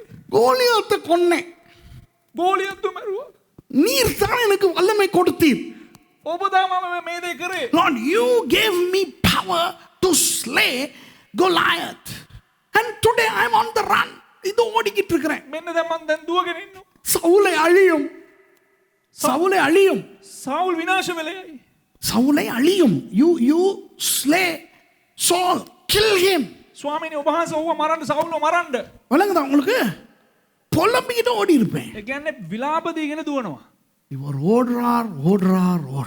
දැන් මොහු දුවනවා. முழு இஸ்ரேலுக்குள்ளேயும் ஓடிட்டார். මුළු ඊශ්‍රායල් රට හැමතැනම දිව්වා. David has now run from into almost all the places in Israel. And now he can't trust anybody because even the apparently trustworthy people betray him. யாரை நம்புறாரோ அவங்களும் போட்டு கொடுத்துறாங்க. தாவீது இங்கே தான் ஒளிஞ்சிருக்கிறான். ඒ කියන්නේ කිසිම කෙනෙක් දාවිද්ට විශ්වාස කරන්නේ කවුද විශ්වාස කරන්නේ උමුත් මොනවද කරන්නේ දාවිද්ව පාවා දෙනවා මෙන්න මු මෙහෙ තමයි ඉන්නේ කියලා. இப்ப දැන් இஸ்ரவேலுக்குள்ள இருந்தா சரி வராது. ඊශ්‍රායල් වල හිටියානම් හරියන්නේ නැහැ. 10வது வசனத்தை வாசிப்போம். 1 சாமுவேல் 21. 1 සාමුවෙල් 21 වෙනි පරිච්ඡේදය 10 වෙනි පදේ අපි කියවමු. Now, upon deciding that it is futile for me to remain in Israel, David in 1 Samuel chapter 21 verse 10 does this. அன்றைய தினம் தாவீது எழுந்து சவுலுக்கு தப்பியோடி காத்தின் ராஜாவாகிய ஆகீசிடத்தில் போனான். දාවිද් පිටත් වී සාවුල්ට බයින් ඒ දවසේ පලා ගොස් ගාත්හි රජ වූ ආකීෂ් වෙතට පැමිණෙනුයේ. And David arose and fled that day for fear of Saul and went to Achish the king of Gath. Achish, the king of Gad, actually was the Abimelech of that country at that time. அந்த காத் புத்திரருடைய ராஜாவாகிய ஆகீஷ் தான் அவர்களுடைய அபிமெலெக். இப்ப புரியுதா உங்களுக்கு? මේ ගාත් පුත්‍රයන්ගේ ආකීෂ් කියන රජතුමා තමා මේ අර ගීතාවලි 34 සඳහන් කරන්නා වූ අහිමලෙක්. 11வது வசனம். 11 වෙනි පදය. ஆகீசின் ஊழியக்காரர் அவனை பார்த்து, தேசத்து ராஜாவாகிய தாவீது இவன் அல்லவோ? சவுல் கொன்றது 1000, தாவீது கொன்றது 10000 என்று இவனை குறித்தல்லவோ ஆடல் பாடலோட கொண்டாடினார்கள் என்றார்கள். ආකීෂ්ගේ සේවකයෝ ඔහුට කතා කොට මොහු දේශීය රජ වූ දාවිද් නොවේද? සවුල් තෙමේ දහස් ගණන්ද දාවිද් දසදහස් ගණන්ද මැරියයි කියමින් ඔවුන් නැටුම් ඇතිව එකිනෙකාට ගීතිකා කළේ මොහු ගැන නොවේදයි කිව්වෝය. And the servants of Achish said unto him, Is not this David the king of the land? Did they not sing one to another of him in dances, saying, Saul had slain his thousands and David his 10,000s? அந்த ராஜாவினுடைய ஊழியக்காரர்களுக்கு தாவீதே அடையாளம் தெரிந்து விட்டது. ඒ රජතුමාගේ සේවකයන්ට දාවිද් කවුද කියන එක අඳුරා ගන්න පුළුවන් වුණා. The servants of that king recognized David. They knew that it was this guy on whom prophet Samuel had anointed the anointing of a king. இந்த ஆளுக்கு தான் சாமுவேல் ராஜாவின் அபிஷேகத்தை கொடுத்தார் என்று அவர்களுக்கு தெரிந்து விட்டது. ඔවුන්ට වැටුණා මේ පුද්ගලයාට තමා සාමුවෙල්ගේ ආලේපය ලබා දුන්නේ සාමුවෙල් රජ හැටියට ආලේප කරේ කියලා ඔවුන් හොයාගත්තා. இவரை பத்தி தான் பொம்பளைகள் எல்லாம் அந்த பாட்டு பாடுறாளுக. මෙයා ගැන තමා අර කාන්තාව ඔක්කොමලම ගීත ගායනා කරේ. ஓ நீதான் அவனோ? උඹද එයා? So you are that guy, இப்ப தாவீதுக்கு தெரிஞ்சிருச்சு. දාවිද්ට තේරුණා மவனே என்னைய போட்டு தள்ளிடுவாங்கோ. තේ දැන් මුම්මාව පාවා දෙන්න යනවා. மறண்டே මරන්න යනවා. Now David realized, aha, these fellows recognize me, they are going to kill me. I fled Israel to save my life. Is it only for me to be killed by these heathens? இஸ்ரவேலருக்கு தப்பி இங்கே வந்தது இந்த புறஜாதியார் கையிலே கொல்லப்படவா என்று அவர் யோசித்தார். දැන් ඔහු කල්පනා කරනවා ඊශ්‍රායල් වලින් පණ බේරාගෙන මෙහෙට ආවේ මේ අන්‍ය ජාතිකයන්ගෙන් මැරුම් කන්නද? இந்த வார்த்தைகளை தாவீது தன் மனதிலே வைத்துக்கொண்டு காத்தின் ராஜாவாகிய ஆகீசுக்கு மிகவும் பயப்பட்டு දාවිත් ඒ වචන සිතටගෙන ගාත්හි රජු වූ ආකිෂ්ට බොහෝ සෙයින් බය වුණේය. And David laid up these words in his heart and was so afraid of Achish, the king of Gath. இப்ப பாருங்க என்னைய දැන් පොඩ්ඩක් මාව බලන්න. பிறகு பைபிளை வாசிப்போம். நீங்க வாசிங்க, நான் வாசிக்கிறேன். ஏய், ரிமைன் ஸ்டாண்டிங் டி. பாவம் ஐயா தாவீது. පව් දාවිද? அவர்கள் கண்களுக்கு முன்பாக தன் முகநாடியை வேறுபடுத்தி அவர்களிடத்தில் பித்தம் கொண்டவன் போல காண்பித்து வாசற்கதவுகளிலே கீறிக் கொண்டிருந்து தன் வாயிலிருந்து நுரையை தன் தாடியில் விழப்பண்ணி கொண்டிருந்தான். ඔවුන් ඉදිරියේ ඔහු තමාගේ හැසිරීම වෙනස් කොට පිස්සු වැටුණාක් මෙන් ඔවුන් ළඟදී භය හඟවමින් වාසල් දොර පහුරු ගෑවේ තමාගේ කෙල රැවුල පිට වැටෙන්ටත් ඇරියේය.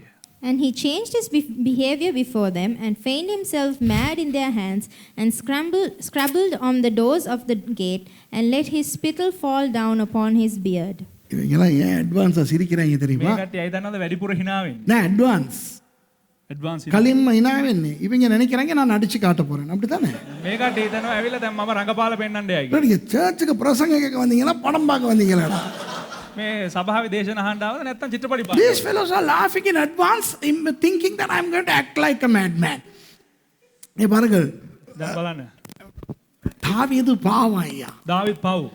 எப்படி ஒரு நல்ல மனிதன் அந்த தாவீது. කොච්චර හොඳ මිනිස්සෙද දාවිත්. இப்போ தன்னை காப்பாத்திக்கிறதுக்கு ஒரே வழி, දැන් තමාව බේර ගන්න තියෙන එකම එක මාර්ගයයි. பைத்தியக்காரன் மாதிரி நடிக்கிறார். පිස්සෙක් වගේ රඟපාන්න ඕන. He has to act like an insane guy. Now, some of us are really insane. We are acting like sober. நம்ம சில பேர் பைத்தியக்காரங்க, பைத்தியம் இல்லாத மாதிரி நடிச்சுக்கிட்டு இருக்கோம். සමහරක් අය ඇත්තටම බැලුවොත් එimhe පිස්සු වගේ තමයි ඉන්නේ. පිස්සු නෑ වගේ මේ රඟපාගෙන ඉන්නවා. நல்லா இருக்கிற ஒரு மனுஷன் பைத்தியக்காரன் மாதிரி நாடகத்துல நடிச்சா பரவாயில்ல, உயிரை காப்பாத்த நடிக்கணும்னா என்ன ஒரு பரிதாப நிலை. හොඳට ඉන්න මිනිහෙක් පිස්සෙක් වගේ රඟපාන එක වෙනයි. හොඳට ඉන්න මිනිහෙක් ජීවිතේ බේර ගන්න රඟපාන්න යනවා කියලා කියන්නේ මොන වගේ තත්වයක්ද? It is one thing for somebody to act like a madman on a stage, but if that man has to act to save his life, what a pathetic situation. எவ்வளவு ஒரு பயங்கரமான ஒரு சூழ்நிலை. මොන වගේ භයංකාර වූ අවස්ථාවක්. அந்த கீழே வந்துகிட்டு அந்த கதவை பறான்றாரு. දැන් මේම යට ඉඳලා අර දොර පහුරු ගන්න. போய்க்கி தாவீது ඒකල බොරුවට දාවිත් එහෙම රඟපානවා. பாவம் இல்லையா? පව් නේද? Imagine, I mean, my goodness. You know what? If that happens to us, we will backslide. இந்த நிலைமை நமக்கு வந்தால் பின் வாங்கி போவோம். ஆமா, මේ අවස්ථාව අපිට උදා වුණා නම් අපි නම් පසුබට වෙල යනවා. பைத்தியக்காரன் மாதிரி நடிக்கிறது எவ்வளவு ஒரு வேதனை, உயிரை காப்பாத்து. පිස්සෙක් වගේ රඟපාන එක මේ ජීවිතේ බේරා ගන්න ඒක කොච්චරම් වේදනාත්මක දෙයක්ද? அப்பொழுது ஆகீஸ் 14வது வசனம், look at verse 14. அப்பொழுது ஆகீஸ் தன் ஊழியக்காரரை நோக்கி, இதோ இந்த மனுஷன் பித்தம் கொண்டவன் என்று காண்கிறீர்களே, இவனை நீங்கள் என்னிடத்தில் கொண்டு வந்தது என்ன? எனக்கு முன்பாக பைத்திய சேஷ்டை செய்ய நீங்கள் இவனை கொண்டு வருகிறதுக்கு பைத்தியக்காரர்கள் எனக்கு குறைவாய்க்கிறார்களோ? ஈவன் எட்மிட்டிலே வரலாமா என்றான். එවිට ආකිෂ් තමාගේ සේවකයන්ට කතා කරනවා, මෙන්න මේ මිනිහා පිස්සෙක් බව උඹට අර පේන්නේ නැද්ද? නුඹලා මා ළඟට ගෙනාවේ මක් නිසාද? මා ඉදිරියේ පිස්සු විකාර කරන්න මොහු ගෙනාවේ පිස්සන් මට හිග නිසාද? මොහු ගෙනෙන්න යුතුයදයි කිව්වේ. Then said Achish unto his servants, Lo, ye see the man is mad. Wherefore then have ye brought him to me? Have I need of madmen, that ye have brought this fellow to play the madman in my presence? Shall this fellow come into my house? என்கிட்ட பைத்தியக்காரன் இல்லைன்னா இன்னொரு பைத்தியக்காரனை import பண்ணீங்க நீங்க. මගේ ගාව පිස්සු නැහැ කියලා තවත් පිස්සෙක් මෙතනට ගෙනා. Did you import a madman as if I don't have mad people here? Get that fellow out of me. கவனிங்க. අවධානය යොමු කරන්න. ஆகீஷ் எப்படி தாவீதை துரத்திருப்பார் யோசிச்சு பாருங்க. කල්පනා කළා බලන්න ආකිෂ් කොයි වගේ විදිහටද දාවිත්ව පන්නලා ඇත්තේ. இப்ப வாசிச்சீங்க தானே? දැන් කියවනේ. அதை விட ஒரு கேவலம் தேவையில்லை இல்லையா? ඒ වගේ පහක් දෙයක් අවශ්‍ය නැහැ. யாரை யார் துரத்துகிறார்? யாரை யார் துரத்துகிறார்? කවුද කාමද එලවන්නේ? Who is chasing who? Goliath வந்து இஸ்ரவேலரை கேவலப்படுத்தின பொழுது தாவீது என்ன சொன்னார்? ගෝලියත් ඊශ්‍රායල් ජනතාව පහත් කරලා කතා කරනකොට දාවිද් මොනවද කිව්වේ? How did David respond when Goliath came and insulted the people of Israel? How can that uncircumcised dog talk bad about us, the circumcised people? அந்த விருத்த சேதனம் இல்லாத நாய், ඒ අචර්මච්ඡේදිත සුනකයා விருத்த சேதனம் பண்ணப்பட்ட தேவனுடைய பிள்ளைகளாகிய எங்களுக்கு எப்படி அப்படி பேச முடியும்? චර්මච්ඡේදනය කරවෝ දෙවියන් වහන්සේගේ දරුවන් වන අපිට කොහොමද ඌ එහෙම කතා කරන්න පුළුවන්? அதே தாவீதுக்கு இப்போ என்ன நடக்கிறது? ඒ දාවිද්ටම දැන් මොකක්ද උදා වෙන අවස්ථාව? What is happening now to that same David? ஒரு விருத்த சேதனம் இல்லாத ராஜா கேவலப்படுத்தி துரத்துகிறார். අචර්මච්ඡේදිත රජ කෙනෙක් අවමන් කරලා පන්නනවා. An uncircumcised Achish is chasing David away. அந்த நிலைமை நமக்கு வந்தால் எப்படி இருக்கும்? ඒ අවස්ථාව අපිට උදා වුණා නම් කොහොමද ඒද? How would we feel if that happens to us?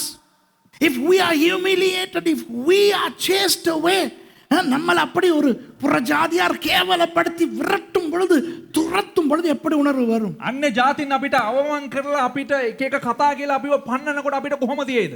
இதை குறித்து ஆண்டவர் ஒன்றும் செய்ய மாட்டாரா என்ற ஒரு ஆதங்கம் வருமா வராதா? මේ පිළිබඳව දෙවියන් වහන්සේ තීරණයක් ගන්න නැද්ද මොනවත් කරන්නේ නැද්ද කියලා එක හැඟීමක් එයිද නැද්ද? Wouldn't we feel, hey, why wouldn't God do something about this? ஆனால் නමුත් பைத்தியக்காரன் மாதிரி எச்சிலை நுரை தள்ள அந்த தாடியிலே விட்டு நாற்றம் அடிக்கின்ற நிலையில் ஓடிக்கொண்டிருக்கின்ற தாவீது පිස්සෙක් වගේ රවුලෙන් කෙල ගලාගෙන පෙන ගලාගෙන හරියට පිස්සු වගේ රඟපාගෙන දුවාගෙන ඉන්න දාවිද් இந்த 34வது சங்கீதத்தை எழுதுகிறார். මේ 34 වෙනි ගීතාවලිය ලියනවා. While he was running away stinking and dirty like a madman, David is writing Psalm 34. இப்போ அந்த துண்டை வாசிக்க. දැන් ඒ කොටස කියවන්න. Now look at that prefix. தாவீது அபிமெலேக்குக்கு முன்பாக வேஷம் மாறின போது அவனால் துரத்தி விடப்படுகையில் பாடின சங்கீதம். අබිමලෙක් ඉදිරියේදී දාවිද් තමාගේ ගතිය වෙනස් කර දැක්වීම නිසා පන්නනු ලැබූ පසු සෑදූ දාවිද්ගේ ගීතයකි. Wow. A psalm of David when he changed his behavior before Abimelech, who drove him away and he departed. The English rendering is correct. When. So this was happening when he was on the run. தமிழிலும் சரியாக இருக்கிறது. துரத்தி விடப்படுகையில் பாடின சங்கீதம். සිංහලෙන් ඒක එච්චර හරි නෑ. ඒ පසු කියලා තියෙනවා නෑ. එහෙම පැනගෙන දුවන ගමන් ලියපු ගීතාවලියක් මේක. இதுல இருந்து ஆண்டவர் நமக்கு என்ன சொல்லி கொடுக்கிறார் தெரியுமா? මේන් දෙවියන් වහන්සේ අපිට මොකක්ද දන්නවද කියලා දෙන්නේ. சில நேரம் நல்ல வெற்றியான ஏதாவது செய்த பிறகு සමහරක් අවස්ථාවලදී ජයග්‍රහණය දෙයක් අපිට උදා වුණාට පසුව அதை கொண்டாடி முடிக்க முன்பு துன்பம் வரலாம். ඒ විජයග්‍රහණය සමරන්න කලින් පීඩාව පැමිණෙන්න පුළුවන්. The lessons that we learn here are immense. One of which is, even before you conclude celebrating a certain victory, turmoil can happen. இப்போ இன்னும் அவரு அந்த வெற்றியை கொண்டாடி முடிக்கவில்லை. තාමත් ඔහු ඒ ජයග්‍රහණය සමරලා හමාර වුණේ නැහැ. Saul துரத்துகிறார். Saul පන්නනවා. Even before he finished celebrating the victory over Philistines, Saul was pursuing David. நம்முடைய வாழ்க்கையிலையும் அப்படிதான். අපේ ජීවිතෙත් එහෙම තමයි. நீங்க 4 வருஷம் படிச்சு முடிச்சு கிராஜுவேஷனை வாங்கி அதை கொண்டாடி முடிக்கிறதுக்கு பிரச்சனை வரும். ඔබ අවුරුදු 4ක් ඉගෙනගෙන උපාධිය ලබලා ඒක සමරන්න කලින්ම ප්‍රශ්නේ. You study for 4 years and then you graduate, and even before you finish celebrating your graduation, problems may appear. உங்கள் வாழ்க்கையில நீங்கள் ஒரு புது வீடு வாங்கி அதை அனுபவிக்க முன்பு பிரச்சனை வரும். ඔබේ ජීවිතේ ඔබ අලුත් නිවසක් අරගෙන ඒක භුක්ති විඳලා එහි ජීවත් වෙන්න කලින්ම ප්‍රශ්නේ. After much struggle you buy your own house, and before you stop celebrating, before you complete celebrating that success, problems will come. You get married, and then before you conclude your honeymoon, problems will come. நீங்க கல்யாணம் கட்டுவீங்க, honeymoon முடியறதுக்கு முத பிரச்சனை வரும். ඔබ විවාහ වෙලා මදු සමය හමාර වෙන්න කලින් ප්‍රශ්න ඇති වෙයි. நமது வாழ்க்கையிலே අපේ ජීවිතේ நல்லது நடக்கும்போது යහපත සිද්ධ වෙන අවස්ථාවේදී அடுத்தடுத்து பிரச்சனைகள் வரும். தாவீதுக்கு வந்தது, ஆகவே ஆச்சரியப்பட வேண்டாம். ඒට ඒයින් එකින් එක මත ප්‍රශ්න පැමිණෙයි දාවිත්ත පැමිණියා වගේ. When good things happen in our lives, problem after problem may come. So don't lose your heart, because if that happens to David, it can happen to us. தாவீது முதலாவது வசனத்துல என்ன சொல்லுகிறார்? දාවිත් පළවෙනි පදේ කුමක්ද කියන්නේ? 34 වෙනි පරිච්ඡේදයේ. கர்த்தரை நான் எக்காலத்திலும் ஸ்தோத்திரிப்பேன். සෑම කල්හිම ස්වාමින් මට ප්‍රශංසා කරමි. What does he say in verse 1 of that psalm? I will bless the Lord at all times. All times. Now, for us to say all times, no problem. Because all times for us are tea times. இப்போ நம்ம எக்காலத்திலும் சொல்றது பெரிய பிரச்சனை இல்லை. எக்காலத்துலன்னா நமக்கு என்ன பெரிய பிரச்சனை இருக்குது? ඒ කියන්නේ සෑම කල්හිම කියන එක අපිට කිසිම ප්‍රශ්නයක් නැහැ. සෑම කල්හිම අපිට මොන ප්‍රශ්නද තියෙන්නේ යන්නේ? நமக்கு என்ன பெரிய பிரச்சனை இருக்குது? தாவீதோட பார்க்கும்போது தாவீதின் பிரச்சனையை கேட்ட பிறகு சொல்லுங்க, அந்த பிரச்சனை உங்களுக்கு யாருக்காவது இருக்கா? මේ දාවිත් එක්ක සංසන්දනය කරනකොට අපිට මොන ප්‍රශ්නයක් තියෙන්නේ? දාවිත්ගේ ප්‍රශ්නේ බලනකොට අවිලා දාවිත් තරම් ලොකු ප්‍රශ්නයක් අපි කාට හරි තියෙනවද? Now that you know what David's situation was, is anybody going through such a situation? அந்த மாதிரி ஒரு சூழ்நிலை யாராவது போய்க்கிருக்கீங்களா? அந்த அளவு கஷ்டமானது. ඉතින් මේ වගේ දාවිත් වගේ අමාරුකමක කවුරු හරි ගිහිල්ලා ඉන්නවද? ගිහිල්ලා තිබෙනවද? No, we are not going through such a lot of pain like David. தாவீது மாதிரி அவமானம். දාවිත් වගේ අවමාන සහගත ලෙස எவ்வளவு ஒரு அவமானம் அது. කෙතරම් ලොකු අවමානයක්. Look at the humiliation, the embarrassment, and the fear of life, அந்த உயிருக்கு பயப்படுகிற பயம். ඒ වගේම ජීවිතයේ බේරගන්නේ දඟලන මරණ බයට ජීවිතේ බේරගන්නේ කෙසේද කියලා දඟලන තැකීම. தனிமை, තනිකම. loneliness. We are not experiencing that. நமக்கு அப்படியெல்லாம் பிரச்சனை கிடையாது. එවන් වූ අත්දැකීමක් අපිට නැහැ. ஆனால் தாவீது சொல்லுகிறார், නමුත් දාවිත් කියනවා கர்த்தரை நான் எக்காலத்திலும் ஸ்தோத்திரிப்பேன். ස්වාමීන් වහන්සේට මම සෑම කල්හිම ප්‍රශංසා කරනවා කියලා. I will thank the Lord all the time. Let's go to our verse and finish quickly. நம்முடைய வசனத்துக்கு போய் முடிப்போம். 22வது வசனம். 22 වෙනි පදයට අපි ගොසින් අපි හමාර කරමු. verse 22. கர்த்தர் தமது ஊழியக்காரரின் ஆத்துமாவை மீட்டுக் கொள்ளுகிறார். ස්වාමින් වහන්සේ ස්වකීය මෙහෙකරුවන්ගේ ආත්මය මුදනසේක. The Lord redeemeth the soul of his servants. அவரை நம்புகிற ஒருவன் மேலும் குற்றம் சுமராது. උන්වහන්සේ කෙරෙහි විශ්වාස කරන කිසිවෙක් වරදට පත් කරනු නොලබන්නේය. And none of them that trust in him shall be desolate. இந்த வசனத்தை நான் விளக்கப்படுத்தி முடிக்க போகிறேன். මේ වචනය විග්‍රහ කරලා මම හමාර කරන්න I'm යනවා. going to explain this beautiful verse and conclude the sermon today. It says, அது சொல்லுகிறது, கர்த்தர் தமது ஊழியக்காரரின் ஆத்துமாவை மீட்டுக் கொள்கிறார். ඒ ප්‍රකාශ වෙනවා ස්වාමින් වහන්සේ ස්වකීය මෙහෙකරුවන්ගේ ආත්මය මුදනසේක. The Lord redeemeth the soul of his servants. கிறிஸ்தவர்களிலே 2 வகை உண்டு. කිතුණුවන් ක්‍රිස්තියානිකාරකමේ ආකාර දෙකක් තිබෙනවා. ஒன்று விசுவாசி, அடுத்தது ஊழியம். එකක් ඇදහිලිවන්තයා අනිත් එක සේවකයා. There are 2 kinds of Christians, believers and disciples, or believers and ministers. Disciples are servants of God. The விசுவாசிகள் சீஷர்கள். ඇදහිලිවන්තයන් ගෝලයන්. அதிலே சீஷர்கள் என்பது ஆண்டவருக்கு ஏதாவது ஒரு ஊழியத்தை செய்கிறவர்கள். එයින් ගෝලයන් කියලා කියන්නේ දෙවියන් වහන්සේට කුමක් හෝ සේවකයන් නියැලී ඉන්න පුද්ගලයන්. நீங்கள் யாராய் இருந்தாலும், உங்களுடைய வேலை என்னவா இருந்தாலும், உங்களுக்கு எவ்வளவு நேரம் இருக்கிறதோ இல்லையோ, நீங்கள் கர்த்தருக்காக ஏதாவது ஒரு ஊழியத்தை செய்தே ஆக வேண்டும். ඔබ කෙතරම් කාර්ය බහුල වුණත් ඔබට මොනතරම් වැඩ තිබ්බත් ඔබ ස්වාමින් වහන්සේ උදෙසා යම් කිසි දෙයක් කරනවා නම් ඔබ ස්වාමින් වහන්සේගේ ගෝලෙක්. It doesn't matter how busy you are, you need to do something for God. You need to serve the Lord. And the servants of God have a special care by God. தேவனுடைய ஊழியக்காரர்களுக்கு தேவனுடைய விசேஷ கிருபை இருக்கிறது. දෙවියන් වහන්සේගේ සේවකයන්ට උන්වහන්සේගේ විශේෂිත වූ අනුග්‍රහයක් තිබෙනවා. இயேசுவானவர் சொல்லுகிறார், ஒருவன் எனக்கு ஊழியம் செய்தால் என் பிதா அவனை கனப்படுத்துவார். යේසුස් වහන්සේ කියනවා යමෙක් මට සේවය කරනවා මගේ පියාණන් වහන්සේ උන්වහන්සේගේ ගෞරවයට පාත්‍ර වෙන පුද්ගලයෙක් කියලා. Jesus said, if anyone serves me, my Father shall honor him. And here the Bible says, God redeems his servants. கர்த்தர் தமது ஊழியக்காரரை மீட்டுக் கொள்ளுகிறார். ඉතින් මේ ස්ථානයේ කියන ස්වාමින් වහන්සේ ස්වකීය සේවකයන්ව මුදනවා කියලා இந்த කියනවා. மீட்டுக் கொள்ளுகிறார் என்ற அந்த சொல்லின் அர்த்தம், මේ මුදනසේක කියනා වූ වචනේ අර්ථය கொடுத்து மீட்டுக் கொள்வதை குறிக்கும். වියදම් කරලා මුදා ගැනීම පෙන්눔 කරනවා. Redeeming here involves a payment. You can't just redeem something without paying.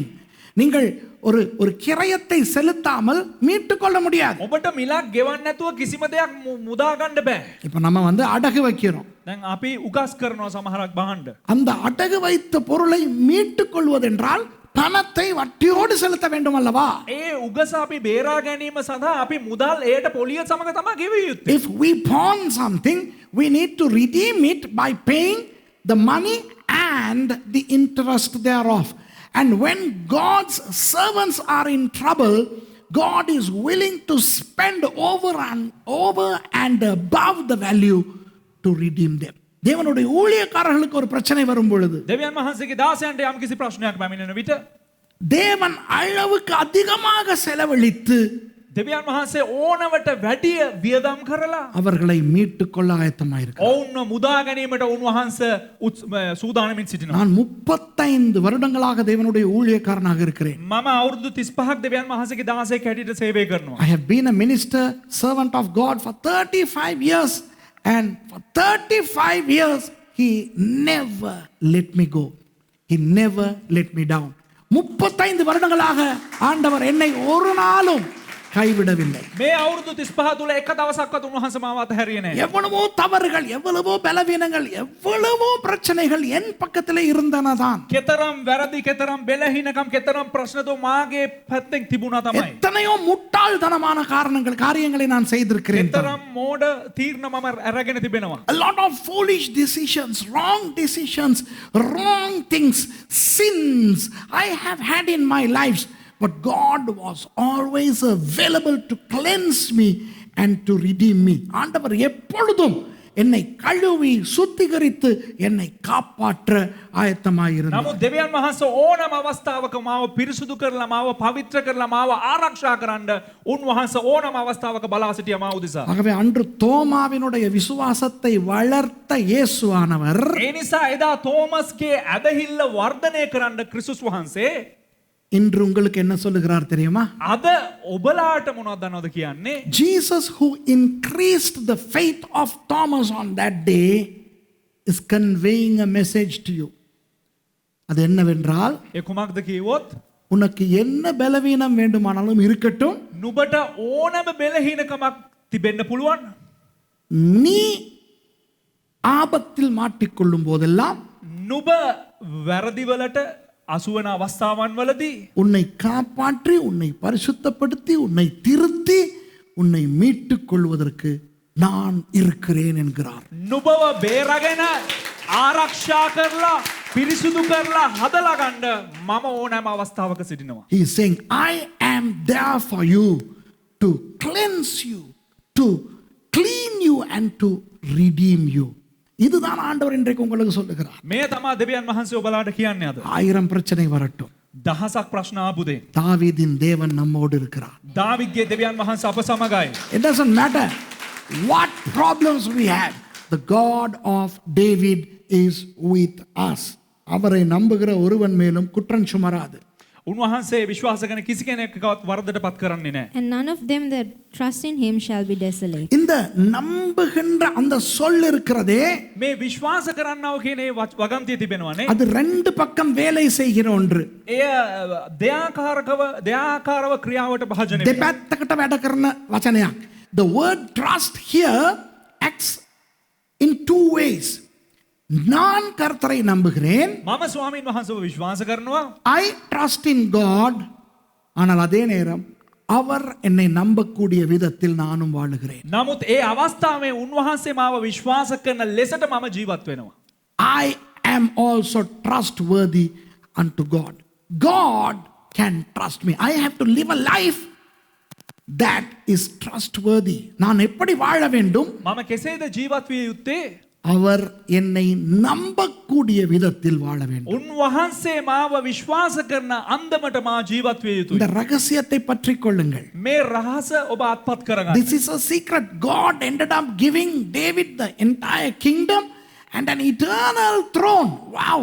ஆண்டவர் தாவீதுக்கு ஒரு அருமையான ராஜ பதவியையும் දෙවියන් වහන්ස දාවිට ඉතා මනරම් වූ ඉස්තරම් වූ රාජ දුහුරයෙකුත් நித்திய சிங்காசனத்தையும் கொடுத்தார். ඒ වගේම සදාකාලික සිංහාසනයකුත් ලබා දුන්නා. இயேசுவானவரை යේසුස් වහන්සේ மோசேயின் குமாரன் ஆபிரகாமின் குமாரன் அப்படி சொல்லுகிறார்களா? මෝසෙස්ගේ පුත්‍රයා ආබ්‍රහම්ගේ පුත්‍රයා කියලා ප්‍රකාශ වෙනවද කොහේ හරි? தாவீதின் குமாரன். දාවිද්ගේ පුත්‍රයා කියලා. தாவீதுக்கு எவ்வளவு பெரிய கனம் என்று பாருங்கள். දාවිත්ට කෙතරම් ලොකු ගෞරවයක්ද කියලා බලන්න. Jesus is not called the son of Moses or the son of Abraham. He is called the son of David. What an honor to David. Why? Because David did trust God, but David also was trustworthy for God to be able to trust him. தாவீது ஆண்டவரை நம்பினார். දාවිද්ව දෙවියන් වහන්සේ දාවිද්ව විශ්වාස කරා. தாவீது தேவன் மகாசேவ விசுவாசகரா.